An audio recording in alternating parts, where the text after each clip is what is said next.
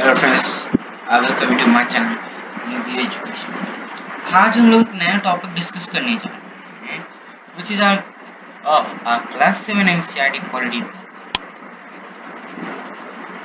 So our topic is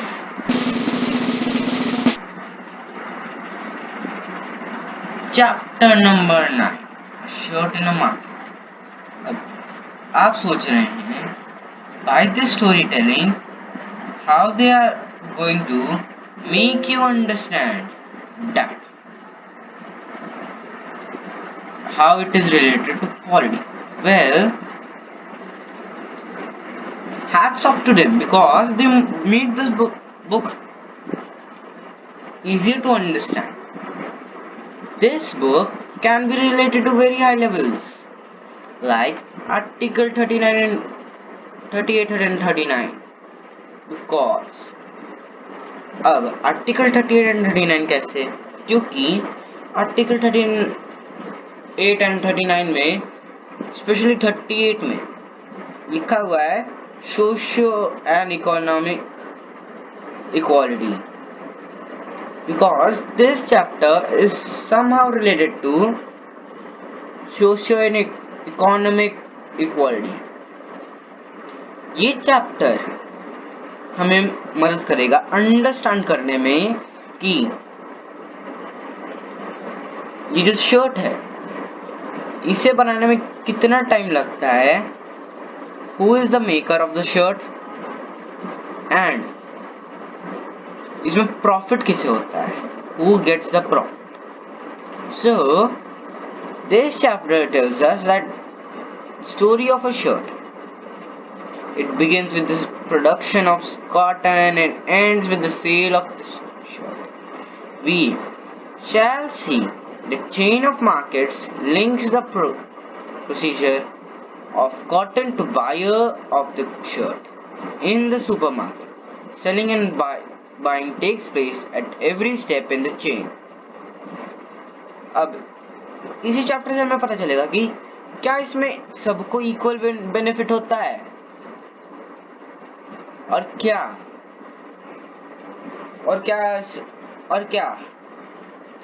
कि कुछ लोगों को बेनिफिट ज्यादा होता है।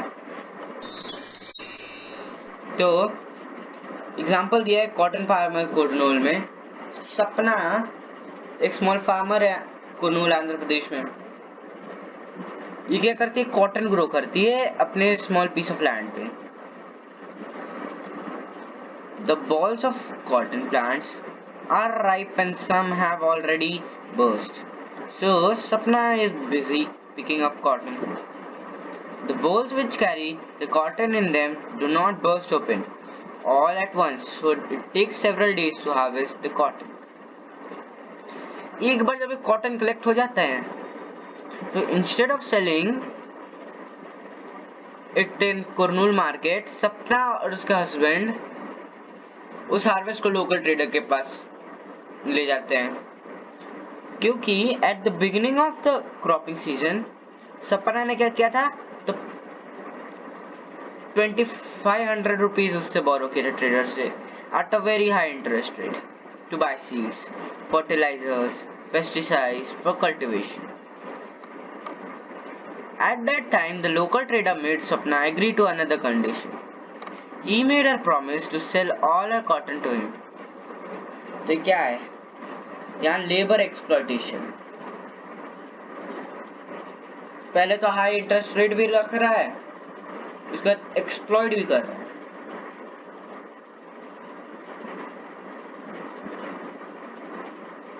अब कल्टीवेशन ऑफ क्रॉप्स के लिए बहुत हाई लेवल का इनपुट चाहिए होता है, such as fertilisers, pesticides, and farmers have to incur heavy expenses on the amount of these. Most often the small farmers need to borrow money to meet these expenses. At trainer's yard, उसके दो लोग जो हैं वे कर रहे थे bags of cotton को at the price of 1500 per quintal. Rupees 3000 for repayment of loan and interest pays सपना ₹3000। अब 3000 तो इसमें से लोन के लिए चले गए, इसे फुल पेमेंट भी नहीं मिली। 3000 इसमें से लोन के लिए चले गए।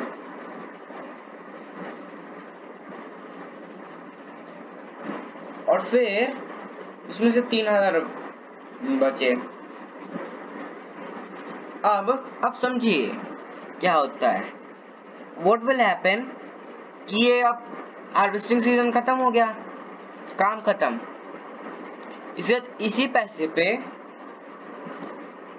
इसे अपना घर खर्च चलाना है, इसे अपने सारे काम करने हैं। सो अब इतना पैसे तो फिर खत्म हो जाएगा। फिर क्या होगा, तो फिर ये लोग ट्रेडर के पास जाएंगे अगले क्रॉपिंग सीजन में, फिर उससे पैसे लेंगे, फिर वो हाई इंटरेस्ट डालेगा। तो ऐसे फायदा किसे हो रहा है? Who is getting the profit? The traders.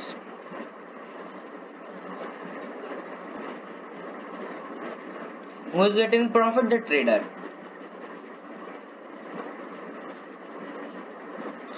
अब ये कंप्लेन भी करती है 3000 की सिर्फ। बोलता है ट्रेडर कॉटन कम बिक रहा है या तो उसकी कम प्राइस हो गई है, बहुत सारा कॉटन है मार्केट में। I have toiled so hard for 4 months to grow this cotton, and you can see how fine and clean this cotton is this time. I hope to get a much better price. Trader बोलता है अम्मा मैं आपको सही price दे रहा हूँ, बाकी trader तो इतना प्राइस दे भी नहीं रहे हैं। अगर आपको यकीन नहीं है तो आप जाके कुरनूल मार्केट में चेक कर लीजिए। अब ये सब हालत देखते हुए सपना बोलती है don't be angry, how can I doubt you, I had only hope that we would earn enough from cotton crop last just a few month. लेकिन सपना जानती है कि मार्केट में at least 1800 rupees per quintal होगा, लेकिन वो ज्यादा argue नहीं करती क्योंकि ट्रेडर जो है विलेज में पावरफुल मैन था। फार्मर्स को उस पर डिपेंड होना पड़ता था लोन्स के लिए, not only for cultivation but also for exigencies such as illness हो गया, चाइल्ड के स्कूल फीस हो गया। Also there are times in the year when there was no work and no income for the farmers, so borrowing money is the only means for survival.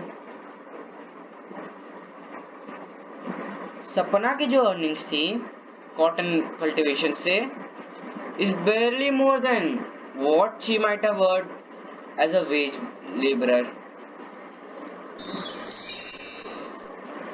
अब आप देखिए आगे की स्टोरी क्या चलेगी।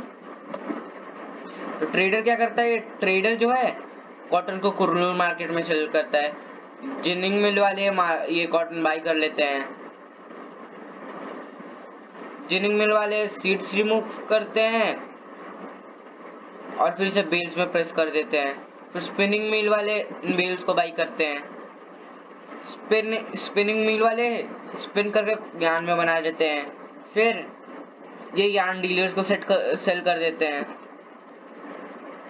अब आप समझिए अभी ये कपड़ा बना भी नहीं है और इतनी जल्दी इतने सारे हाथ इसमें आ गए।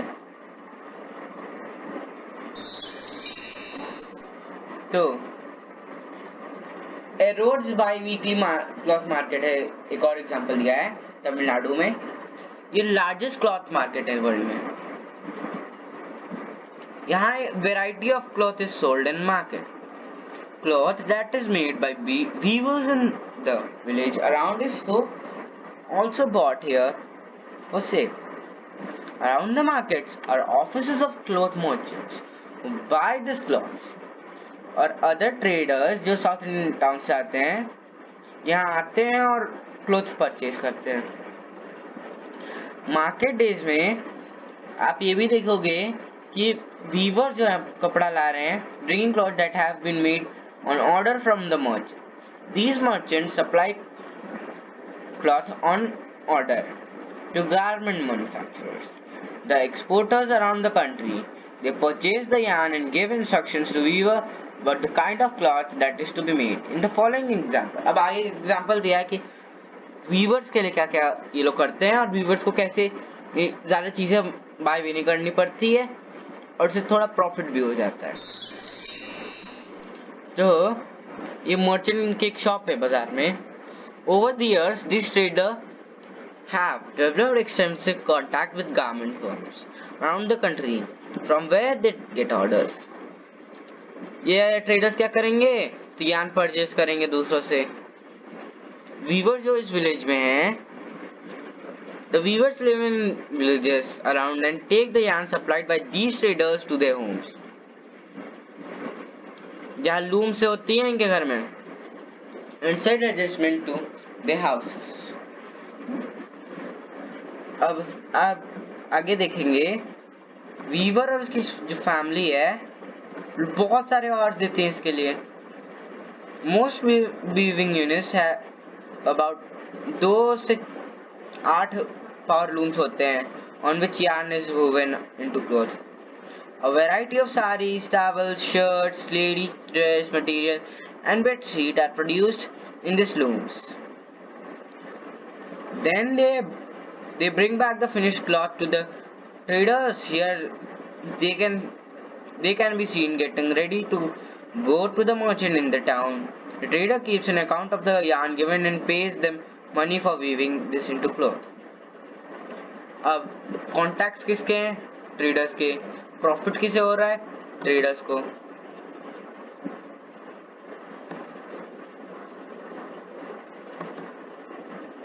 और थोड़ा बहुत जो प्रॉफिट है वीवर्स को भी हो रहा है, क्योंकि देखिए क्या होता है। फॉर एग्जाम्पल कोई वीवर है, ठीक, अगर आप उसे जाके बोलेंगे एक काम करो, जो यार्न तुमने सिली है, जिसका कपड़ा तुमने बनाया है, इसे ले जाके मार्केट में बेच दो, बोलेगा नहीं, ये मेरे लिए एक रिस्क होगा, क्योंकि मार्केट में जो है रिस्क बहुत होता है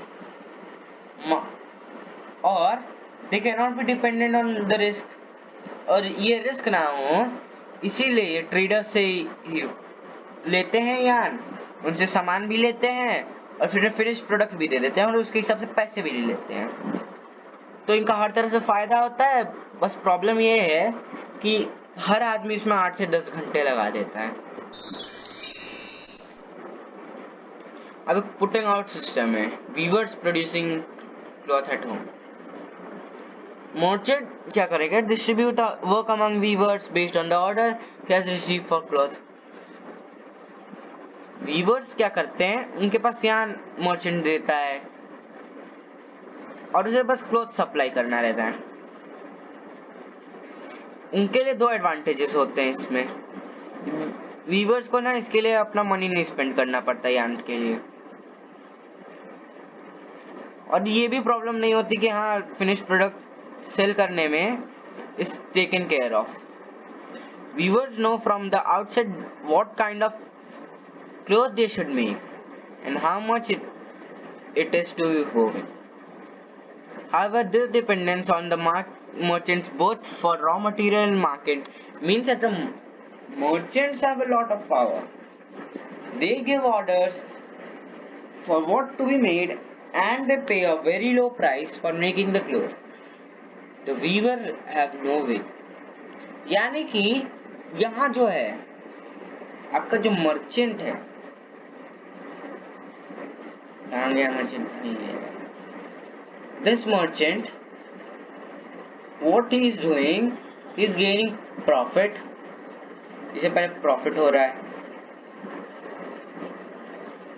फिर he is dominating the market.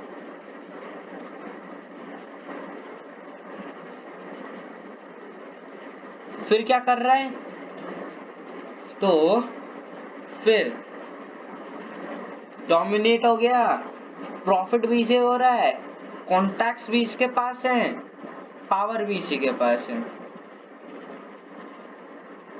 यानी कि लगभग you can say that is the Lord of the market, क्योंकि इसके पास ज्यादा पावर है। अब नेक्स्ट पेज पे चलते हैं। वीवर क्या करता है, अपने सेविंग्स इन्वेस्ट कर देता है और borrow money at high interest rate to buy. एक लूम के लिए 20,000 लगता है। स्मॉल वीवर 2 लूम रखते हैं और उसके लिए उनके 40,000 लगता है। Work on this looms can not be done on alone. The weavers and other adult members of his family work up to 12 hours a day to produce cloth. For all this work, they earn about 3,500 per month. 3,500 रुपए per month मिलते हैं। उन्हें काम क्या है कि उन्हें हर एक मेंबर को 12 घंटे काम करने पड़े। Now imagine, 2 लोग काम कर रहे हैं, एक ने 12 घंटा काम किया, दूसरे ने 12 घंटा काम किया, तो they are working the whole day and still getting less paid. The arrangement between merchant and the weavers is an example of outputting system, whereby the merchant supplies the raw material and receives the finished product. It is prevalent in weaving industries in most regions of India. Weavers cooperative, ये क्या है? अब हमने, अगर आपको पिछला मेरी video याद हो तो हमने कोऑपरेटिव सोसाइटीज के बारे में पढ़ा था। तो we have seen that weavers are paid very little by the merchant and the putting out system. Weavers cooperatives are one way to reduce the dependence on the merchant and to earn a higher income for the weavers. In a cooperative, people with common interest come together, work for the mutual benefit. In a weavers cooperative, the weavers form a group and take up certain activities collectively. They produce yarn from the yarn dealer and distribute it among the weavers. The cooperative also does the marketing, so the role of merchant is reduced, and weavers get a fair price of the cloth. At times, government भी help करती है cooperative को cloth buy करने में from a reasonable price. For instance, Tamil Nadu government ने क्या किया है, a free school uniform program launch किया है. This government purchased the cloth for this program from the powerloom weavers cooperatives. Similarly, government buys cloth for the handloom weavers cooperative and let it through stores known as co-optics. You might have come across one of these stores in your town. यानी कि government भी cooperatives बनाने में help करती है। हमने cooperatives के बारे में पिछले चैप्टर में पढ़ रखा था। कोऑपरेटिव्स क्या होता है? फॉर एग्जाम्पल, ये एक है,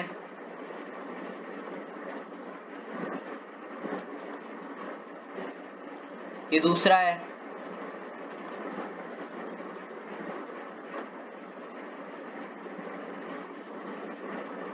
ये तीसरा है,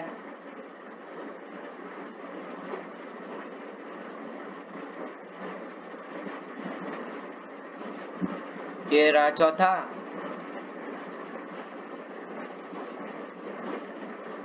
और ये रहा पांचवा। और फॉर एग्जाम्पल, इन सब के जो इंटरेस्ट हैं, इन सब के इंटरेस्ट सेम है।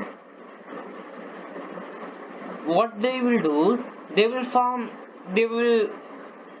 form a cooperative, यानी कि कोलिशन करेंगे, वो एक दूसरे से दोस्ती बढ़ाएंगे और एक साथ काम करेंगे। इससे क्या होगा, ये पांचों अपना पैसा मिला के कोई प्रोडक्ट खरीदेंगे। इससे क्या होगा, पैसे भी बचेंगे और इन्हें प्रॉफिट भी ज्यादा आएगा, क्योंकि यहाँ मर्चेंट जो है,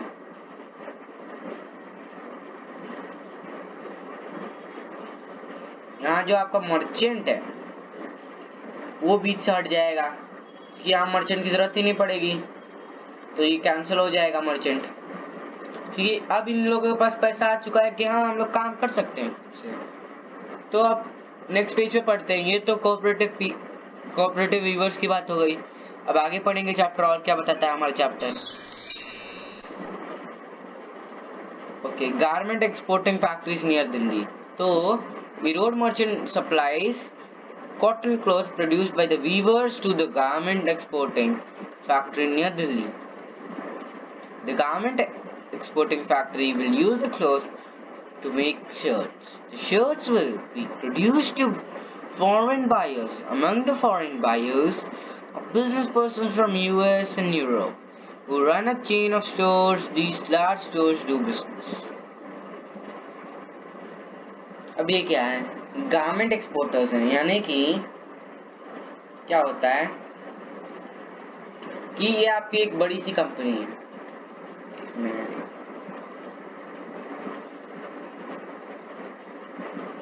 ये आपकी बड़ी सी कंपनी है, ठीक। अब इस कंपनी ने ट्रेड स्टार्ट किया है। ये एक बिजनेस पर्सन है जिसके पास बहुत सारी शॉप हैं यूके में, ठीक। इस आदमी को इन्होंने कपड़ा बेचा। ये क्या करेगा? ये अपने अलग अलग शॉप में बेचने लगेगा। ऐसे करके बहुत सारी शॉप्स में बेच देंगे। इससे क्या होगा? इन्हें बहुत सारा प्रॉफिट मिलेगा। तो ये जो सिस्टम है ये मार्केटिंग चेन है। पहले कॉटन ग्रो किया, फिर ट्रेडर लिया उसे, फिर ट्रेडर से वीवर लिया, नहीं ट्रेडर से मर्चेंट लिया, मर्चेंट से वीवर, ऐसे करके आएगा और यहाँ पहुंच जाएगा कंपनी में। कंपनी इसे ट्रेड कर देगी इस भाई साहब को। इस भाई साहब का कुछ नाम रख देते हम लोग, तो इनका नाम है मिस्टर स्मिथ। मिस्टर स्मिथ जो है बहुत बड़े बिजनेसमैन है, ठीक। इन्हें दे दिया तो इन्हें अपने बहुत सारे जो कपड़े की दुकानें वहां बेच दिया। तो आप समझ गए होंगे मैं क्या समझाने की कोशिश कर रहा हूँ। और अगर आपको कुछ भी इसमें का समझ ना आए, यानी कि कुछ ऐसा पार्ट हो जो समझ ना आए, तो आप एक काम कर सकते हैं। आप इसकी पूरी प्लेलिस्ट जो है स्टार्टिंग से देख सकते हैं, यानी कि लेसन 1 से। चलिए आगे बढ़ते हैं। वाह, तो हमारा चैप्टर खत्म हो चुका है। खत्म करने से पहले मैं आपको कुछ बताना चाहता हूँ। आपको अगर इस चैप्टर को थोड़ा और अच्छे से रिलेट करना है और थोड़ा इसके बारे में और जानना है, तो आप इसके बारे में कुछ स्टडी कर सकते हो। जैसे कि अलग अलग वेलफेयर स्कीम्स हैं, जबकि अलग अलग वेलफेयर स्कीम्स हैं। और क्या कर सकते हो? आर्टिकल 38, 39, 41, 42, 43 और 44 और 40, तो ये आर्टिकल्स भी पढ़ने होंगे। अगर आपको इसे सही से रिलेट करना है तो ये सब तो आपको पढ़ना होगा। These are must for if you want to do this. अगर आपको ये पढ़ना है तो ये आपके लिए मस्ट है, because they tell something or the other about socio equality या सोशियो एंड इकोनॉमिक इक्वालिटी। तो ये चैप्टर हमारा बेसिकली उसी पे बेस्ड था। ऐसे कनेक्ट करते हैं चैप्टर्स। अगर आपको ऐसी पॉलिटी से कनेक्टेड, यानी कि हमारे जो कॉन्स्टिट्यूशन है उससे कनेक्टेड वीडियोस चाहिए, तो आप प्लीज हमारे चैनल को सब्सक्राइब कीजिए ताकि आपको नोटिफिकेशन मिलता रहे। क्योंकि जितनी भी पॉलिटी की वीडियोस होंगी उसमें कुछ ना कुछ जरूर आपको कॉन्स्टिट्यूशन से रिलेट होगा या गवर्नेंस से रिलेटेड होगा। तो आज की वीडियो के लिए बस इतना ही। Thanks for watching. अगर आपको ये वीडियो पसंद आई तो वीडियो को लाइक करना, इस वीडियो को ज्यादा से ज्यादा शेयर करना, हमारे चैनल को सब्सक्राइब करना। मैं आपको मिलता हूँ अगली वीडियो में। तब तक के लिए बाय बाय।